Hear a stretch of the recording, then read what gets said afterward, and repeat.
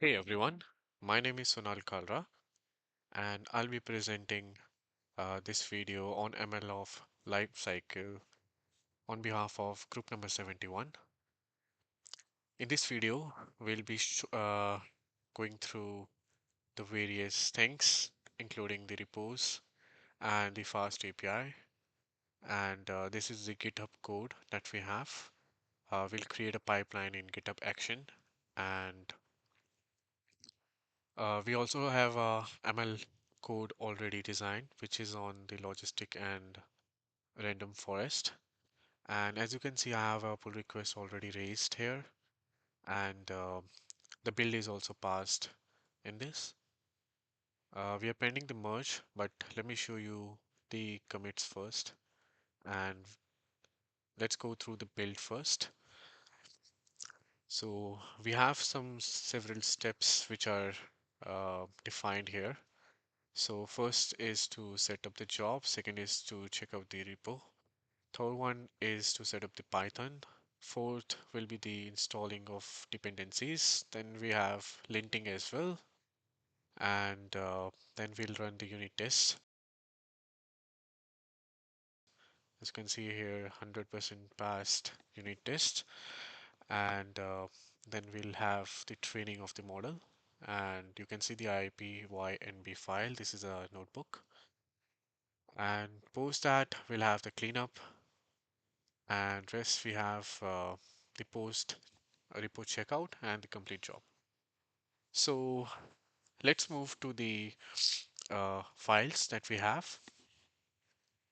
Here we have multiple files, and as you can see, we have MLOps.yaml and we have dataset as well. And there are some more models, files, and tests. If I go back to my code here, as you can see, this is a code notebook, Python notebook, and I've executed that Python code here. You can check out the Python code from the GitHub repo, and these are the outcomes, right?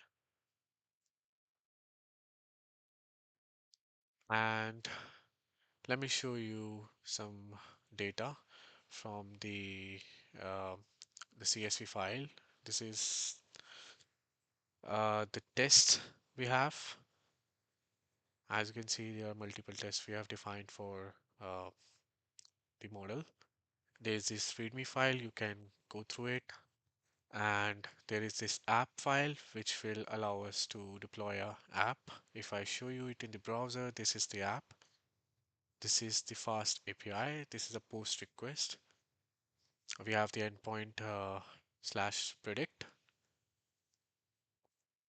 and this is the URL. You guys can see.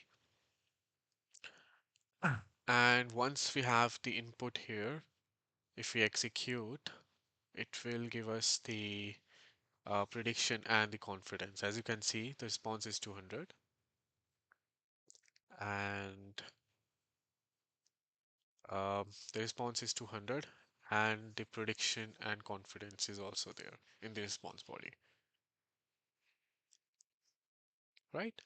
So I guess this is all about the fast API. And if I go back to my repo, so let's go to our code. And before that, let me merge the pull request here. So let's go and merge the pull request. Note that this is not the final code that we have. I'll also go through the Docker and Kubernetes uh, files as well. I'll yet to upload it. I'll upload it once this is ready, and in the final video, I'll show that to you. So let's build our Docker image. Here, we are building the Docker image. It might take some time. Okay, so now that we have it ran, since it is finished, we will now um, check the Docker. This is Docker desktop. So we'll check if it is running on the port 8080, right? 8000, sorry. So the port is 8000 on which this app will be running. Let's say it. So yeah, here it is. We have the app running. Let's test this app. Uh, if I show you the Docker desktop at the beginning, you can see this app is up and running since last 2 minutes, and it also shows you the CPU percentage. And I guess you can check it in the Docker desktop. Let's go and paste the input here. This is the body, and let's send the request. And we got the response, right? The prediction and the confidence. I guess that's all we have to check while we are running the API. Uh, so let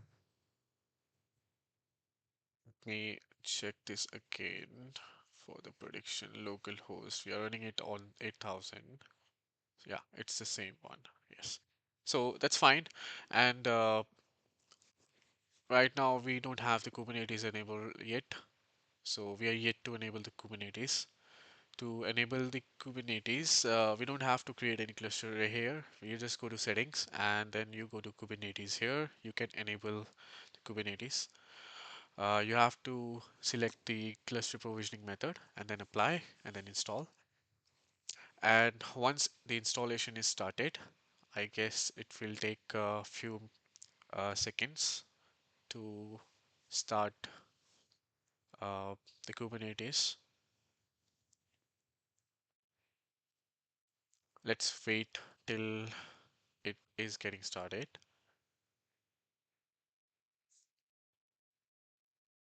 Okay, as you can see, it's running. It's uh, running, so we are good to go with the Kubernetes. So let's just stop this and let's go and check the Kubernetes version. These are the commands, right, which we use to check kubectl. Let's apply the deployment.yaml.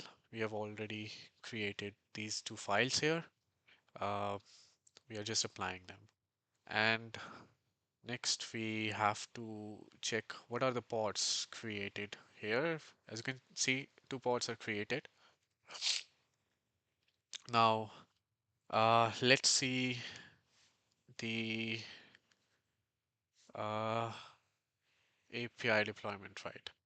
So let's deploy let's run the API again. As you can see, the API is giving us the response. Not yet, not the response yet, but it is up and running. And let's try it out. We have to paste the body and execute, and you can see the prediction and confidence is already there. So the API is up and running. And okay, sorry, I pasted the command itself. Let's copy pod name and then we'll execute the logs, right?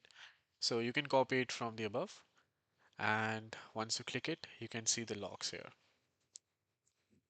right? Everything is running okay.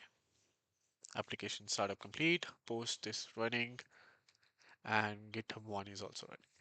Okay, so um, let's test this again. As you can see, it's up and running, right?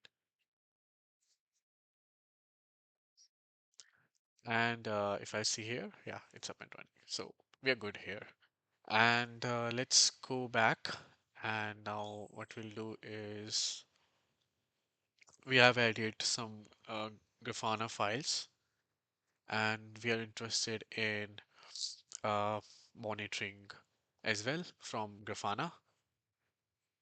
And um, let me add the Grafana dashboard here. But before that, you have to, so Prometheus, you have to select that. and you have to give the API URL here and just save and test. Right. Okay. So it is there. Yeah. So we can have it viewed in the dashboard. Let's create a dashboard. And I'm not gonna go in the details on the configuration of this dashboard, but just showing how a dashboard will be created. So by this way, you just have to save it, and you can see that dashboard has been saved. So get back to our code. I have pushed the changes. As you can see, K8 is there, monitoring is there. Those are there. Grafana files, and you can also see those models here. If I'll show you the final model. Okay, is that the right? Okay, sorry. And see here, these are the YAML files and all pickle files are there, which we have pushed. And you can also check the code from the GitHub. And these are the workflow. We have YAML file here for MLOps. You can also check it from here. This is a public repo, so you guys can check this up.